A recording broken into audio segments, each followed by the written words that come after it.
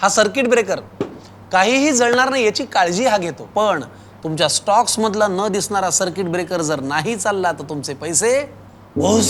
त्यापेक्षा त्यांना समतासोबत वाढवा ना.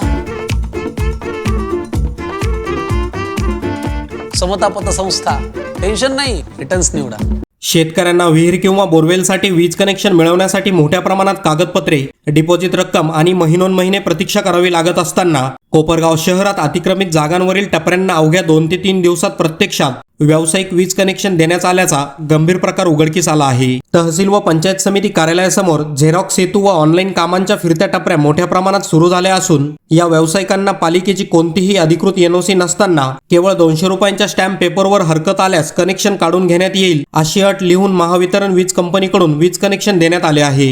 अतिक्रमित जागेवर आणि नगरपालिकेची परवानगी नसताना असे कनेक्शन देण्यात आले असल्यास ते नेमके कुणाच्या नावावर मंजूर करण्यात आले, अर्ज करताना कोणती कागदपत्रे सादर करण्यात आली याबाबतही गंभीर प्रश्न उपस्थित होत आहे. नियमानुसार वीज कनेक्शनसाठी जागेचा कायदेशीर ताबा, भाडेकरार व स्थानिक स्वराज्य संस्थेची परवानगी आवश्यक असताना या अटींची पूर्तता न करताच कनेक्शन देणे ही प्रक्रिया नियमबाह्य असल्याचे जाणकारांचे मत आहे. परिणामी रस्त्यावर वाहतूक कोंडी वाढत असून अधिकृत गाळेधारकांना अन्यायकारक स्पर्धेला सामोरे जावं लागत आहे. तसेच अतिक्रमणाला अप्रत्यक्ष प्रोत्साहन मिळत असल्याची भावना नागरिक व्यक्त करत आहेत. दरम्यान या प्रकरणाची सखोल चौकशी करून संबंधित अनियमित कनेक्शन तात्काळ रद्द करावेत व जबाबदार अधिकारी कर्मचाऱ्यांवर कठोर कारवाई करावी अशी मागणी जोर धरू लागली आहे. यावर वीज वितरण कंपनी कुठल्या प्रकारची पावले उचलतात हे बघणं आता महत्त्वाचं ठरणार आहे. बातमी तुमचे प्राधान्य, आमचं प्राधान्य न्यूज साठी प्रमोद पवार, कोपरगाव.